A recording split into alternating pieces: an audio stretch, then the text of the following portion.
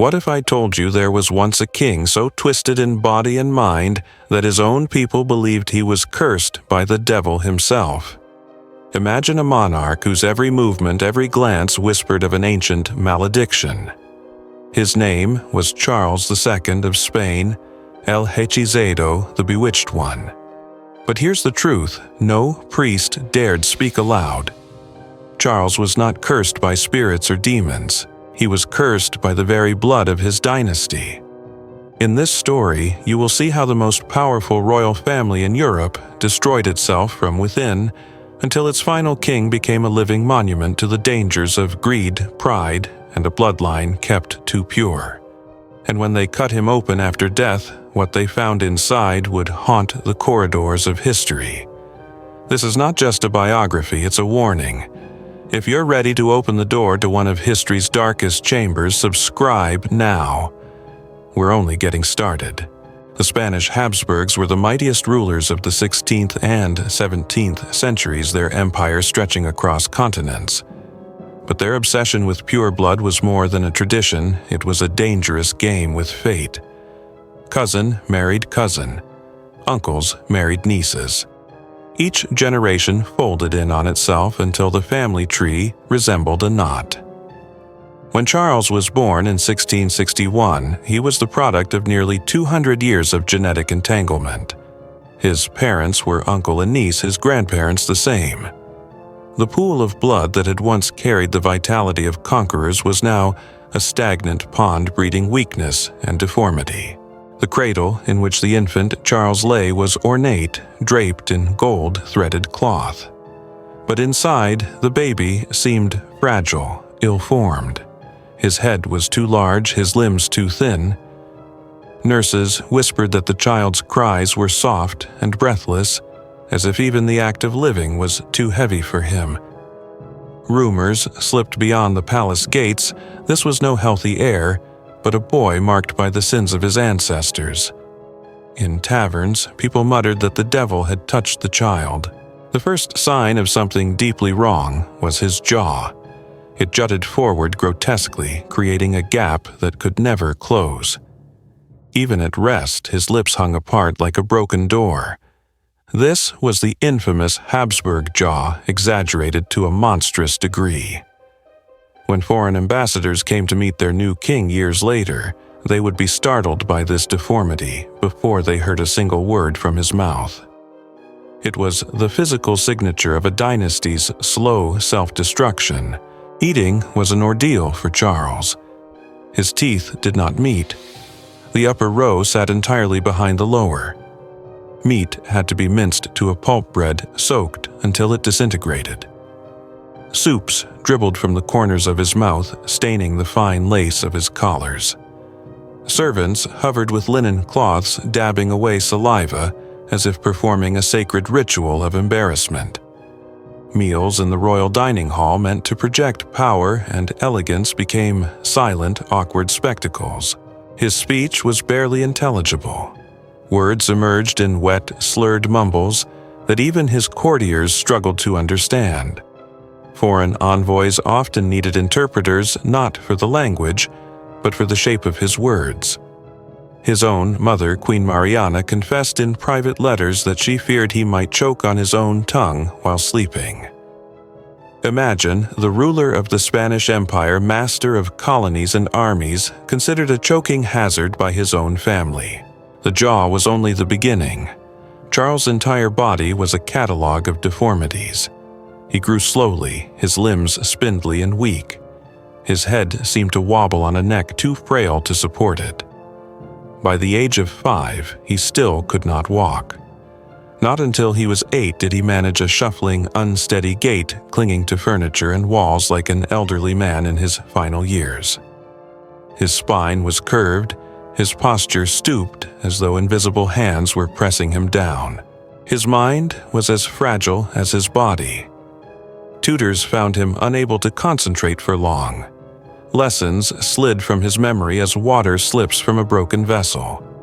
At 10, he could barely read. Emotional storms would sweep over him without warning, violent tantrums at the smallest frustration, followed by hours of eerie stillness staring into nothing. Those who served him began to speak in hushed voices, fearing that the king's mind might be as cursed as his flesh. Even his hair betrayed him. It grew in sparse, brittle clumps, falling away in patches to reveal a scalp, pale and uneven, mottled like diseased parchment. Court painters, bound by duty to present a noble image, softened his features in portraits, but the truth could not be entirely hidden. In private, his condition worsened year by year. Where most men reached physical maturity and stabilized Charles's body, seemed determined to collapse as if nature itself wanted to undo the error of his birth. The court physicians were baffled. They had no vocabulary for genetics, no understanding of chromosomes, but they could see what was happening here was a man deteriorating before their eyes. And yet, in the council chambers and ballrooms, the fiction persisted. Spain had a strong, capable monarch. The reality was starkly different. Charles was a living experiment in the consequences of inbreeding, and the results were growing more catastrophic with every passing year. The Spanish court clung to one desperate hope that Charles might yet fulfill his duty to produce an heir. His first marriage was to Marie-Louise of Orléans, a radiant French princess whose arrival in Spain was met with celebrations. But behind the gilded doors, the wedding night was a disaster. Servants later whispered that Marie-Louise emerged pale and tearful, while the king appeared confused and distraught. The truth was whispered among physicians. Charles's body had never reached full sexual maturity. His reproductive organs, as one doctor dared to note in a confidential report, were infantile. In the polite language of the court, this meant he was functionally impotent. But the Spanish crown could not admit such a thing. Instead, blame was cast on Marie-Louise.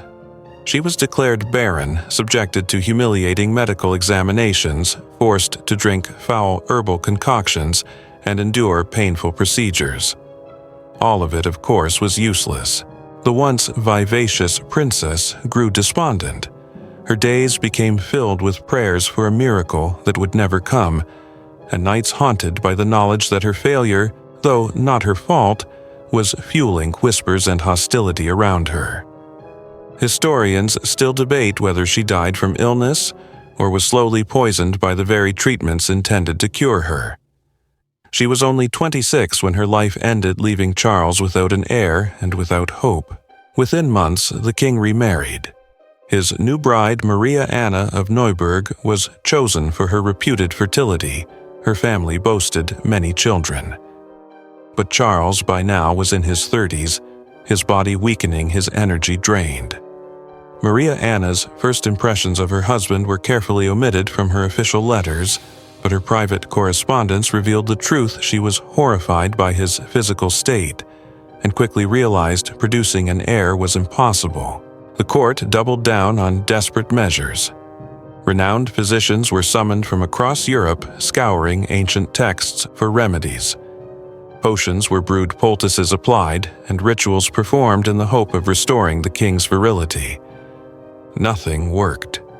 Each failure deepened the court's unease, for they all knew that, without an heir, the Spanish Empire's future would be decided not in marriage beds, but on battlefields. Whispers of the king's impotence spread across Europe. Rival courts began preparing for the inevitable succession crisis, aligning alliances and sharpening swords. Spain's enemies didn't need to invade. They simply had to wait for nature to run its course. The irony was cruel. The Habsburgs had sacrificed their children's health to preserve their throne, only to breed a monarch incapable of preserving the dynasty at all. As medical science failed, the court turned to the supernatural. In the late 1690s, Father Froilan Diaz, the royal exorcist, declared that Charles was possessed by multiple demons. These evil spirits, he insisted, had been placed inside him by witchcraft, explaining his deformities, his weakness, and his infertility. The solution: public exorcisms held in the palace itself before nobles and foreign dignitaries. These ceremonies were grotesque theater. Charles would be forced to drink holy water mixed with ground-up relics, bits of bone and cloth causing violent vomiting. Priests pressed crucifixes into his skin until he cried out, splashed him with more holy water, and shouted Latin prayers over his trembling body. Every convulsion, every gasp was proclaimed as proof that the demons were resisting. The exorcisms did not stop with the king. Father Diaz ordered a purification of the entire palace. Servants carried furniture, tapestries, and gifts from foreign courts into the courtyard, where they were burned in great bonfires while priests chanted. The king, whose mind was as vulnerable as his body, believed the rites were helping him. For brief moments, his pain would ease, creating a vicious cycle where he begged for more exorcisms whenever his suffering returned. In 1699, Father Diaz claimed a triumph. He had expelled 47 demons from Charles' body, each one responsible for a different ailment. The final sessions left the king so exhausted that he collapsed into days of silence. In truth, the only thing leaving his body was strength. His decline was accelerating, and the clock was running out for both Charles and the empire he was supposed to lead. By the winter of 1700, Charles II was a shadow of the man who had once been paraded as the embodiment of Habsburg glory. He could barely walk without assistance, his clothes hanging from his frame as if draped over a skeleton. His eyes, once dark and searching, now seemed glassy, unfocused, as if the world before him was fading into mist.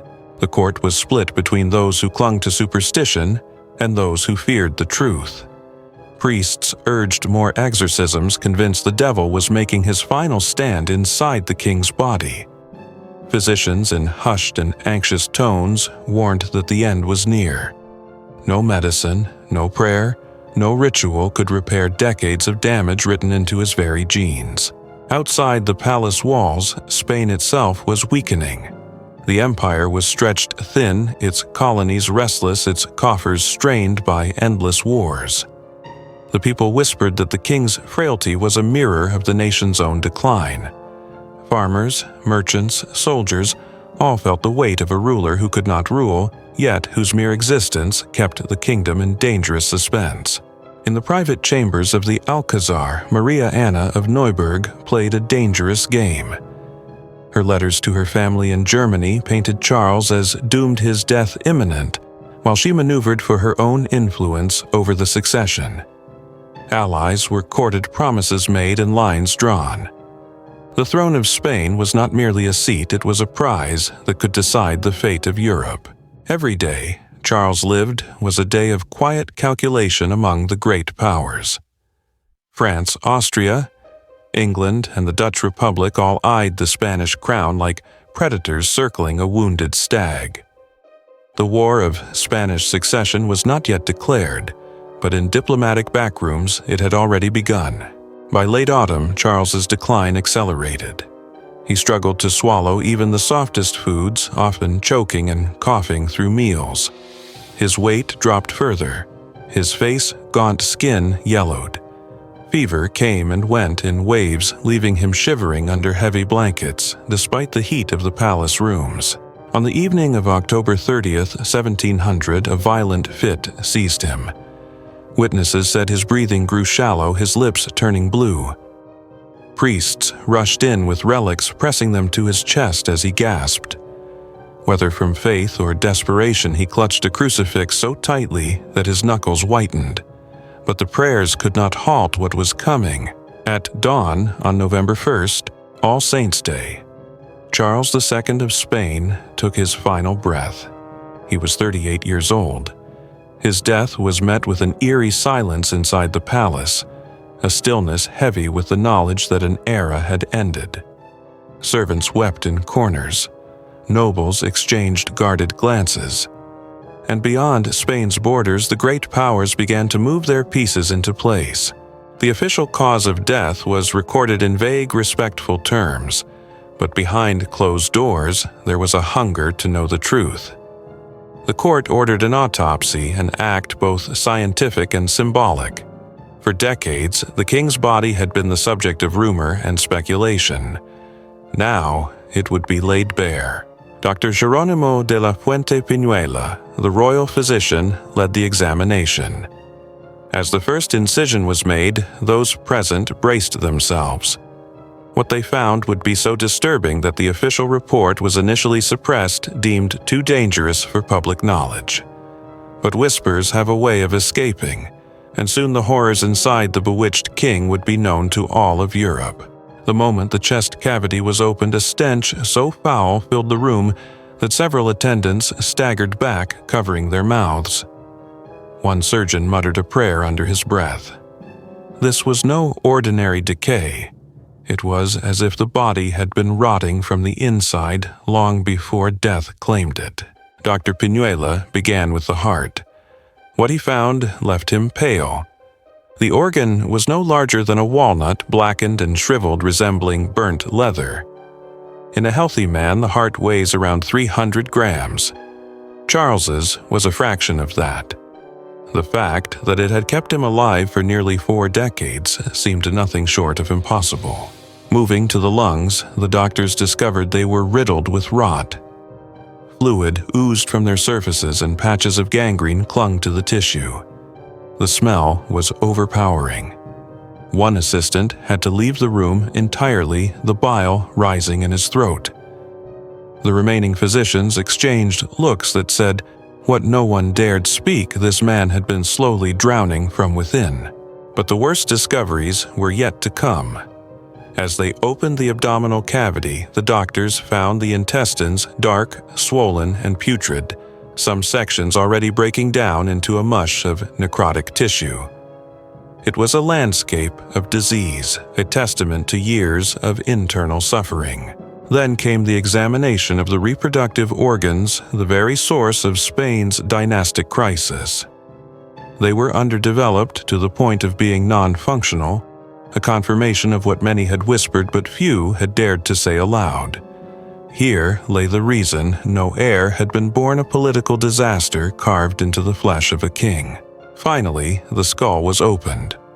The moment the bone gave way, an abnormal rush of fluid spilled out.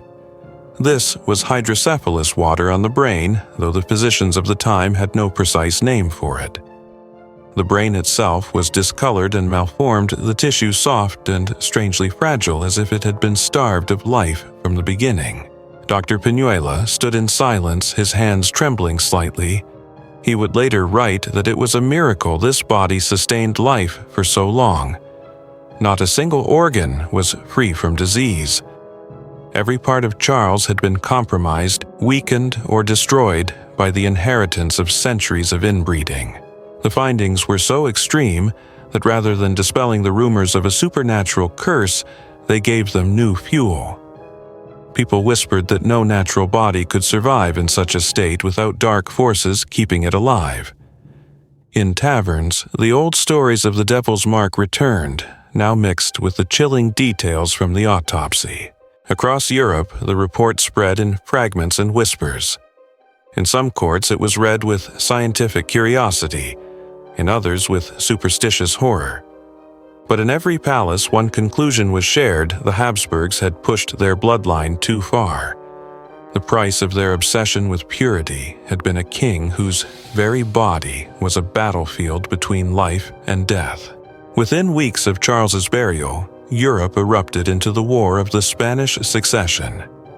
The throne he could not secure for his own blood became the most coveted prize in the world. The war would last more than a decade, killing hundreds of thousands. In a final cruel irony, Charles II's greatest legacy was not his rule, but the chaos that followed his death. In the months after Charles' death, the Spanish court was no longer a place of ritual and order, but a chessboard. Alliances shifted by the day. France pressed the claim of Philip of Anjou, grandson of Louis XIV. Austria championed the Archduke Charles. England and the Dutch Republic maneuvered to keep either side from becoming too powerful. Spain itself became a prize to be fought over, not a nation to be governed. The War of the Spanish Succession turned Europe into a vast battlefield. Armies marched across Flanders, northern Italy, and the Iberian Peninsula. cities were besieged, villages burned, and civilians scattered like leaves before a storm. For ordinary people, the conflict born from Charles's empty cradle brought famine, disease, and the terror of foreign soldiers at the door. In Spain, the people's grief for the dead king was muted. For some, he had been a tragic figure deserving of pity. For others, a curse whose reign had drained the country's strength. His image faded quickly from public life, replaced by the faces of generals, diplomats, and the foreign princes who now fought over his legacy. Yet, in the private halls of power, Charles's memory lingered like an echo. Those who had served him remembered the sight of a monarch unable to stand without help, the sound of his strained breathing in the quiet hours, and the strange, almost childlike way he would look to others for reassurance. For them, the tragedy was not only political, it was human. The autopsy report, though initially suppressed, circulated among physicians and scholars, becoming a rare document that bridged science and superstition. Some saw it as proof of the dangers of inbreeding. Others still believed it revealed a battle between divine will and demonic corruption. In both interpretations, Charles II became a symbol of the limits of human control over nature. As the war dragged on, the irony deepened. The Habsburgs had spent centuries manipulating marriages to keep their empire whole, only for their last Spanish king to destroy that unity through sheer biological collapse. The dynasty's grand strategy had turned inward, devouring itself. Across Europe, whispers of the bewitched king became a cautionary tale told in courts and salons. His story was a warning that power pursued at all costs could corrupt not just politics but flesh and blood itself. In France, satirists compared him to a gilded reliquary, beautiful on the outside, holding only decay within. In the decades that followed, artists occasionally painted Charles from memory, their canvases unable to hide the reality of his condition. Some portrayed him with exaggerated features, his jaw jutting forward, his eyes vacant, a figure caught between human and myth. Others softened his appearance, casting him as a tragic prince, undone by forces beyond his control. The truth was somewhere in between. Charles had been both a victim and a symbol, the victim of a dynasty's arrogance and the symbol of its inevitable fall. His life was not simply a personal tragedy, but the visible, breathing proof of centuries of decisions made by kings and queens who thought they could outwit nature. And so, long after the cannons of the War of the Spanish Succession fell silent, Charles II's story endured. It passed from generation to generation, not in the glory of conquests or the splendor of court festivals, but in the whispered reminder that even the mightiest thrones can be undone from within. His reign was a testament to a truth as old as history: no crown is heavy enough to outweigh the cost of hubris. In the years after the war, the Spanish throne passed to a new dynasty, the Bourbons, whose bloodline came from France. The Habsburg name, once synonymous with dominance in Europe, lingered in Austria, but was forever gone from Spain. In the corridors of Madrid, portraits of Charles II remained, but they hung in the shadows almost as if the new rulers wanted to hide them from view. The kingdom began to heal under different leadership, but the scars of the succession war remained. Vast sums of gold and silver had been spent, tens of thousands of lives lost, and territories rearranged like pieces on a map. All because one man had been unable to produce an heir, and because generations before him had believed that royal power was best preserved by narrowing the bloodline to a deadly point. For historians, Charles became a living case study of genetic collapse. The Habsburg jaw was no longer just a quirk of appearance, it was the visible sign of a deeper, hidden rot. Modern science would later confirm what the court physicians could only suspect: inbreeding had magnified harmful genetic traits until his body could barely function. Yet, the story of Charles II is not only a tale of biology, it is a reflection of how absolute power blinds itself. The Habsburgs could see the damage with their own eyes, each generation producing weaker heirs, yet they chose tradition over reason, image over truth. In doing so, they sacrificed their dynasty's future for the illusion of control. Among the Spanish people, memories of Charles took on a dual nature. Some remembered him as a helpless soul, trapped by the cruelty of his lineage. Others saw him as a curse made flesh, a sign that God or fate was punishing Spain for its pride. Both views kept his legend alive, woven into folklore alongside kings and saints, villains and ghosts. In old taverns, the tale was told with a shiver of the king, who could not chew his food, who spoke in mumbles, who walked like an old man while still in his youth. Of the priests who tried to wrestle demons from his body, and of the doctors who in the end found nothing inside him that was whole. Scholars debated the symbolism of his reign. Was Charles the victim of a family's desperate need for control, or the natural end of an empire stretched past its limits? The answer perhaps was both. He was the point where human ambition collided with human limitation and lost. In the great libraries of Europe, the autopsy report of Charles II still rests, a fragile document whose words carry the smell of that long-ago chamber.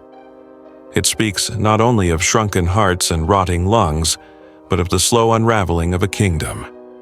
Each sentence is a reminder that a nation's strength cannot be sustained by fear of change. Even today, the story resonates. In politics and dynasties of power, both old and new, there is always the temptation to protect authority at any cost. Charles's life stands as a warning that such protection can become a prison, one that locks the door from the inside and swallows its own key. And so more than 3 centuries after his death, Charles II of Spain remains a ghost in European history, not because he sought greatness, but because greatness was forced upon a body and mind too fragile to bear it. His reign is remembered not for triumphs or reforms, but for the single haunting truth it left behind. Power without renewal is a crown of thorns. In the quiet years that followed the war, Spain's streets no longer rang with the tramp of foreign soldiers, but the memory of conflict clung to the air. Farmers rebuilt fields burned in campaigns, widows tended graves that stretched beyond counting. And in whispers the name El Hechizado still surfaced, not as a rallying cry but as a caution. The royal court rarely spoke of Charles. His portraits were moved to less prominent halls, his likeness omitted from grand displays of Spain's monarchs. Yet his absence spoke louder than his presence ever had. To erase him entirely would have been to deny the lesson his life embodied. For the Habsburg line, the lesson came too late. Their centuries-long hold on the Spanish throne was over, their influence diminished. In Austria, the family endured, but even there, the echo of Charles's fate made future unions more cautious, if never entirely free of the old habits.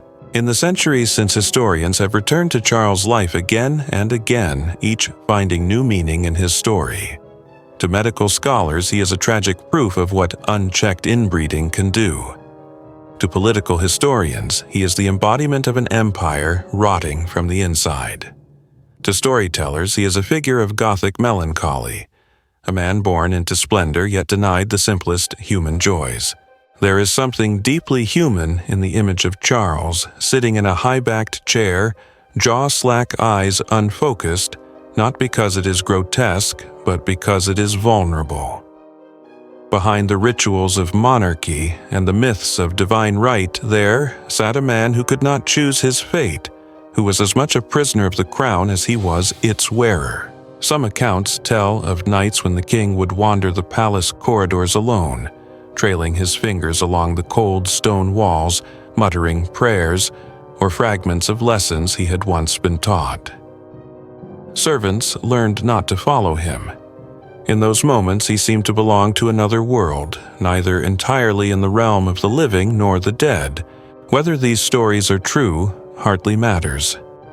They fit the image that history has kept a ruler, whose body was a battlefield, whose mind was a half-lit room, whose reign was a long twilight before the dark. The man and the myth became inseparable, each feeding the other, until only the outline of a tragic legend remained. If there is a single truth Charles II leaves behind it, is this: power that refuses to adapt will consume itself. The Spanish Habsburgs believed they could preserve their dynasty through isolation, but in doing so, they planted the seeds of their own extinction. Nature, indifferent to titles and crowns, eventually claimed its due. Today, the story of the bewitched king survives not only in books and archives, but in the quiet warning it carries. It is a reminder that the walls we build to protect ourselves, whether in bloodlines, in politics, or in ideas, can become the very walls that entomb us. And so we close the chapter on Charles II of Spain, the king born into an empire's grandeur, yet remembered for its undoing. His life, a tapestry woven from threads of pride, superstition, and genetic ruin, still hangs in the gallery of history, not as a celebration, but as a shadow. Look closely, and you may see your own age reflected there, a reminder that every power, no matter how mighty, carries within it the seeds of its fall.